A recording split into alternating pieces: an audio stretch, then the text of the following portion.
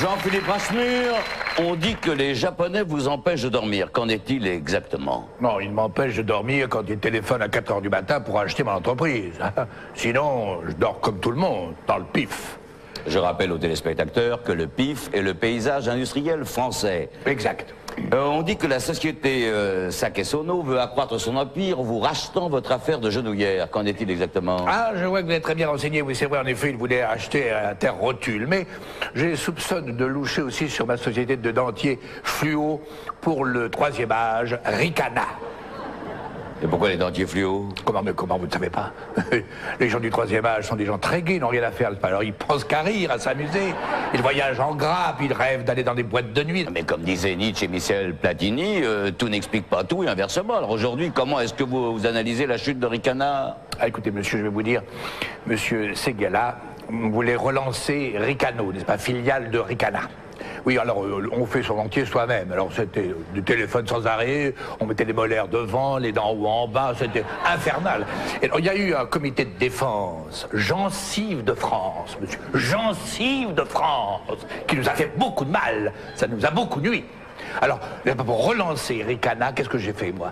Eh bien, j'ai voulu acheter une équipe de foot. Mais vous savez qu'un footballeur, ça coûte très, très cher. Alors, j'en ai eu 6, n'est-ce pas? Alors, 6 contre 11, c'était injuste, on perdait tout le temps. En plus, dans leur contrat, ils devaient rire aux éclats en sortant du terrain. Alors, ça nous a beaucoup nui, monsieur, beaucoup. Jean-Philippe Rasmur, est-ce que vous avez déjà pensé au suicide? Tout le temps. Alors, tout le temps, monsieur, tout le temps. Pas pour moi, bien entendu, mais pour mes adversaires, pour mes concurrents. Intensément. Mais on va faire question-vérité, là. Est-ce que vous ne vous payez pas aujourd'hui, et moins cher que demain, l'argent que vous n'avez pas gagné hier? Mais monsieur, cet argent, je ne l'ai pas volé. C'est l'argent de mon père qu'il a gagné avec ses mains, avec ses doigts usés en comptant de l'argent pendant la guerre. D'ailleurs, mon père a perdu une oreille pendant l'occupation. Et pourquoi une oreille? Pourquoi une oreille? Je vais vous expliquer, monsieur, c'est une confidence que je vous fais. Pendant la guerre, il y avait des coupures d'électricité. Alors, mon père était dans le noir, comme il adore compter. Il comptait à l'oreille. Et ma pauvre maman est restée pendant 30 ans avec la bouche comme ça, à cause de l'épingle, qui était là, pour aggraver les coupures de billets, 50, 100, 1000.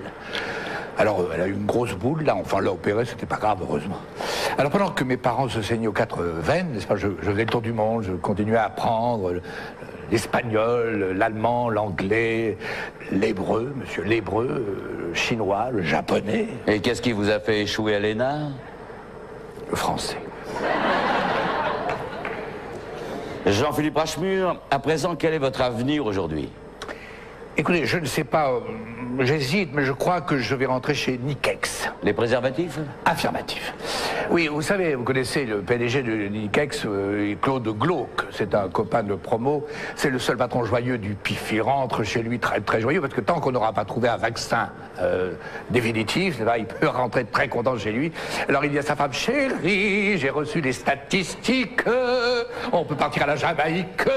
Enfin, ça fait rire certains. En tout cas, pour parler de publicité, vous savez, c'est le ministère de la Santé qui paye ces spots. Alors on voit des jeunes gens enfiler les uns sur les autres, il faudrait un peu d'eau pour les séparer, il y a une espèce de baryton, on ne comprend rien de ce qu'il raconte.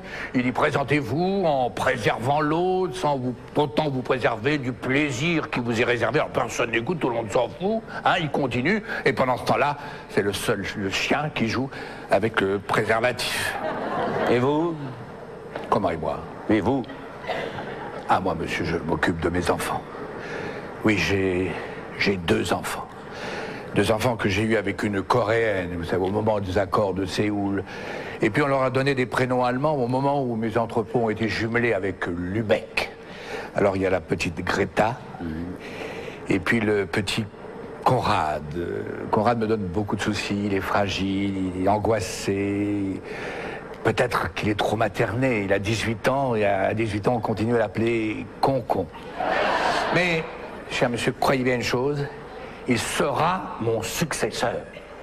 Jean-Philippe Rasmur, merci.